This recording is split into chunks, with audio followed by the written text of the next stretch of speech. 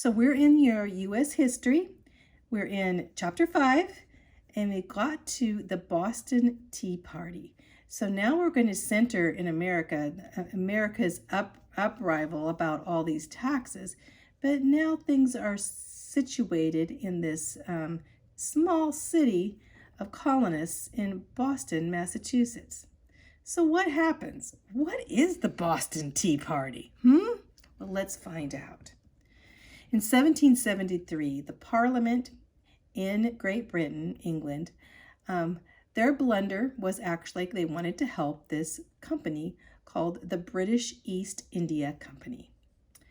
It was bankrupt, so Britain wanted to become the middleman and help this company by sending this company's goods to America and allowing this ship that was filled with tea directly into the colonies without any duties. Basically, they had to pay nothing, and this would give them virtually a monopoly on tea. So they said, they're bringing the British East India Company for all of the people in America to only buy tea from them. And they would be treated, very, very highly by the British government. Well, Americans actually refused to do this. They refused to buy the tea. This infuriated them. How could the Parliament set a monopoly on a British India Company coming in and saying that they have monopoly on all, tea coming in, despite if the tea came, where the tea came from, that they would have to buy it from them. So in Charleston, South Carolina, the tea came in, but it was protected by the custom officers. And so basically in South Carolina, they did not like the idea, but they put up with it. In New York City and in Philadelphia, the ships that came in were sent back to Great Britain. They said, nope, you guys go back. You're going back. But in Boston, Massachusetts, the governor there, who was appointed by the British, he was a British loyalist governor, he refused to send the tea back and said, no, you guys in Boston, we're going to bring the tea in and you're going to have to buy this tea. Well, of course, the people in Boston were already upset. They were already upset. They had that Boston massacre with five people being killed for no reason. And also the British coming in and telling them, basically enforcing the laws of taxes on them. And so in Boston, they were not going to put up with having to buy tea from the British East India Company. So what do they do? Let's find out. They have a tea party. Let's find out what this tea party is about. Boston's tea party sounds the alarm in the whole world. Everyone now will be looking at Boston. What's happened in Boston? In 1776, a band of citizens, they disguised themselves as Native Americans, and they boarded the tea ships in Boston Harbor at night, and they dumped 342 chests of tea into the harbor. And only the tea was harmed. They didn't harm anybody. They didn't harm the ship or anything else or any of these other things that were on the ship. But this enraged the British authorities as the tea went down into the water, the deep waters. Tea was basically floating around all over Boston Harbor. That was the Tea Party. So, of course, Great Britain says, how dare they dump out our tea?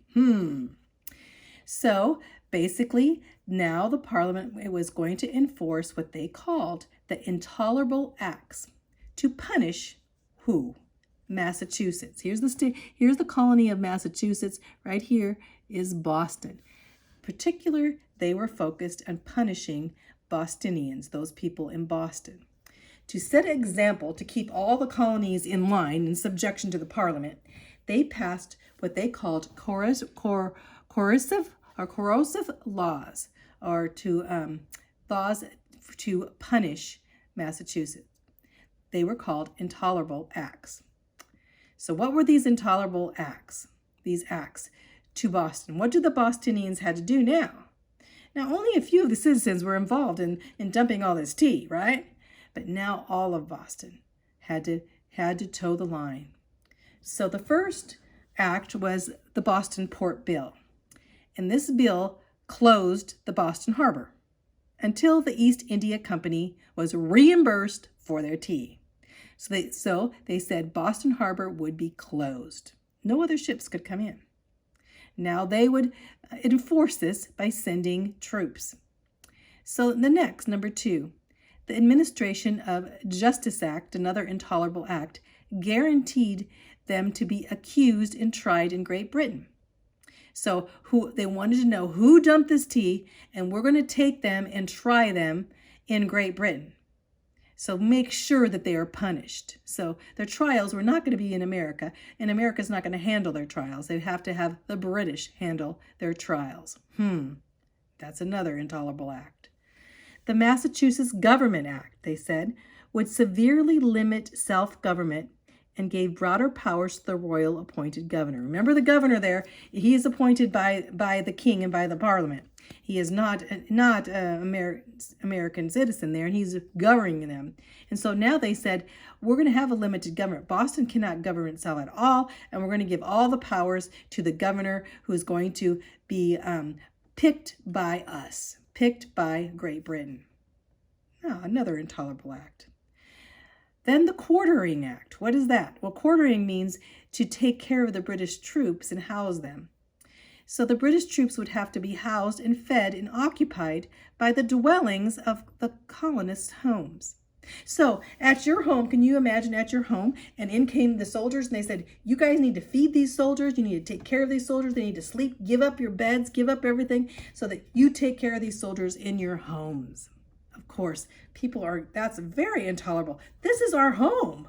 You know, we have our kids in this room. We have to take our kids out of the room and put British soldiers in our home rooms, you know, in our house and feed them our food, you know, intolerable act. Then what was going kind of on the outside was the Quebec Act. That was another intolerable act, even though it wasn't hooked up to the Boston Acts. In 1774, it would cancel all of America's western land claims, especially in Ohio and Mississippi areas, and that were given to them by the French and Indian War. So it'd say, Americans now, you can't have any of this land. You know, this is going to be the province of Quebec. This land's going to be, actually all of this land in Ohio, there's in Ohio and Mississippi, is not going to be yours. It's going to be ours, British. And you have no rights to go and settle there. Now, that was actually horrific, because there are a lot of American settlers already there. And so they also recognized the religion of this area would be, for the province of Quebec, that you would have to be Catholic. Well, of course, a lot of the colonists weren't Catholics. And of course, to say that they had to be a certain religion would be against the foundations of America, right? So they set up Catholicism as their government's official religion for this area. And this, of course, threatened America's religious freedom and to be a representative of the government, basically saying, no, you can't come in and tell us what religion we have to be, right? You're not going to come in and tell us that we need to be Catholic, or they need to be Protestant, or we need to be this. No, we're not going to be like Europe. We are going to be free and have freedom of religion. This was the most intolerable act to the colonists, as most came to America for religious freedom. And they were like, okay, Great Britain's going to come in and take away our religious freedom. So this was even above all of the other intolerable acts. The spirit of unity began happening in America. The Boston Port Bill was intolerable to other colonies too. So they thought, man, they're going to do this to Boston. You know, they're going to do it to us. And here's all these other colonies. Of course, here's Massachusetts right here, Boston. All these other colonies are looking on and saying, what are they doing in Boston? So Virginia then declared, I love this about the state of Virginia. Virginia declared a day of fasting and prayer, thinking, what are we going to do? Well, let's fast and pray to God. You know, something is going to happen here in Massachusetts, and then we're next. Let's fast and pray. Hunger and famine was inevitable for people in Boston. Because they could now not get food or supplies in, in the port, and they couldn't get food in from the other colonists, so they were isolated, and so they thought surely the people in Boston are going to have a famine. They're going to be hungry. So the other colonies started to sneak in relief to the people of Boston. In Connecticut, snuck in tons of rice and flour and fish and pork and beef. Here's Connecticut right next to Massachusetts, sneaking through the border, and the other colonies bringing in food for Boston. The town of Kingston, New Hampshire, we're thinking of New Hampshire up above Massachusetts, came down and sent 100 sheep, snuck the sheep into Boston so that they would have a lamb, or that they would have meat. And then Virginia shipped grain into Salem, Massachusetts, to be securely sent to Boston. So here we've got Virginia now coming up from Virginia, actually down lower and bringing food into Boston, bringing rice into Boston, or grain into Boston. And then there was a steady stream of wagon trains rolling into Boston. They were hauling supplies from all of the colonies. All of the colonies were sending supplies to support Boston, some all the way from South Carolina, bringing supplies to Boston. It says, Ed Channing, this is a quote, said, "Never before in history, and possibly never before in any history of the world, had the waves of sympathetic enthusiasm mounted so high as those that rolled from south to north and from north to south in America." Americans were united, thinking, they're going to do this to Boston, they're going to do it to us. So bringing in and supporting actually gives you shivers how Americans united in this point. The First Continental Congress was formed. That's the first Congress where Americans were getting together and talking about these issues. They called it the First Continental Congress. On June 1774, there was a meeting of delegates from each of these colonies to discuss actions. Like, what are we going to do? Look what's happening in Boston. The First Continental Congress met in Philadelphia. Philadelphia was like the capital, not New York City, not Washington, D.C. at all, but they were in Philadelphia on September 5th, 1774. This Congress, Continental Congress, got together. They're not United States of America. They're together thinking, how are we going to deal with England now? Every colony came except for Georgia. And declarations and resolves were adapted. As all these colonies came in, they said, we need to figure out and we need to send, information, send what we believe is happening, and send, these to the British, basically to England, to the king. According to the British Constitution, Americans had the same rights as British citizens in England, but Americans were not treated the same as British citizens in England. That was their focus. So we got the First Continental Congress, June 1774. The colonists had rights.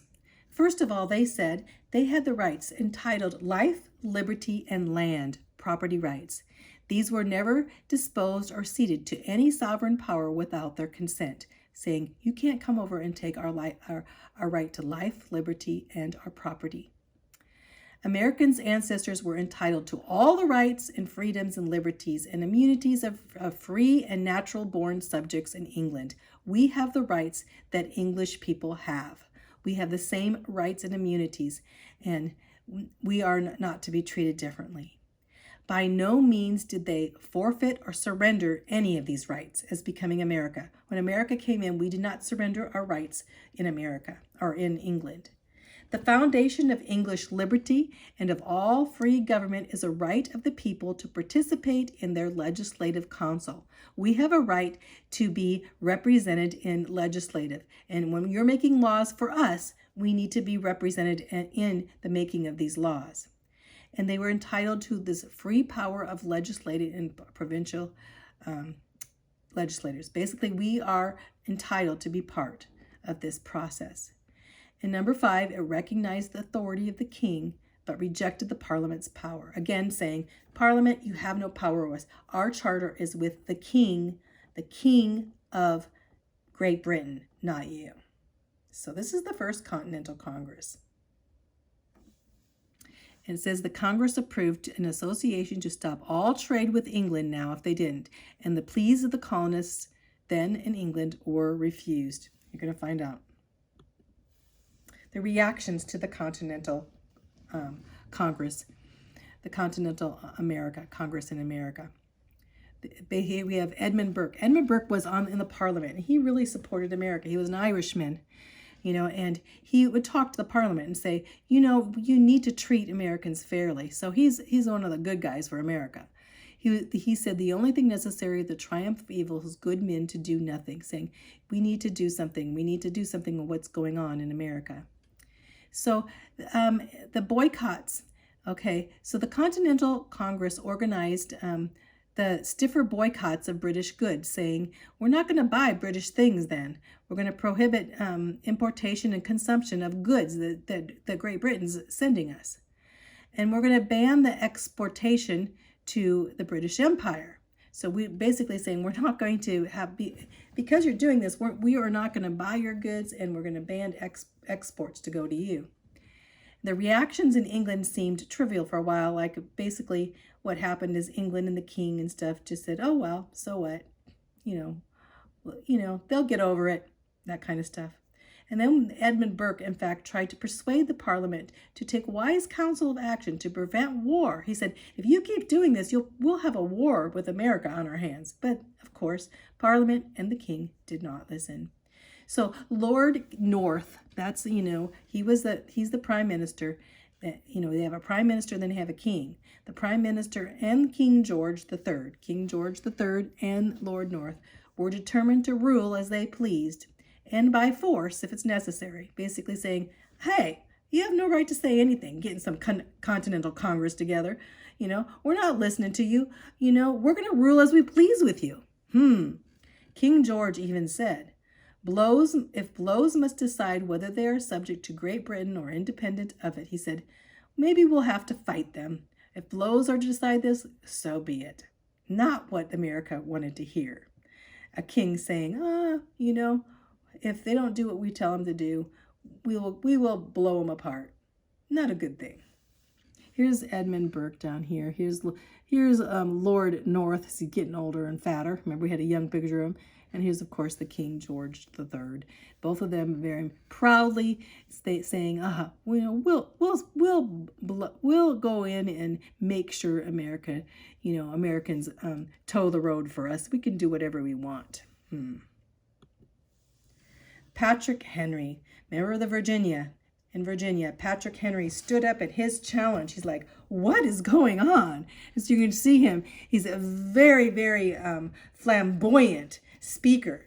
On March 23rd, 1775, he made a speech at the Second Virginian Convention there. And this is after he heard what the king said and what was going on with the Parliament, with Lord North basically ignoring our pleas. He foretold of the fast-coming events, and he voiced America's sentiments, and he was a very great speaker. He says, gentlemen may cry, peace, peace, but there is no peace. He said, they may say, oh, we're having peace, but now the war is actually begun. He said, there's no more peace. The war is actually begun. He said, the next gale sweeps from the north and will bring out the ears of the clash of arms. He said, the next is going to be war. Our brethren are ready in the field. Yes, he says, our brethren are ready in the field. Why shall we stand idle? If life is so sweet or dear to be purchased at the price of chains and slavery, forbid it, Almighty God. His conclusion was, I know not what course others may take, but as for me, give me liberty or give me death. Patrick Henry's call was to America. Give us liberty or give us death. That was the challenge. Americans now knew that they were on the brink of a war for independence from Great Britain.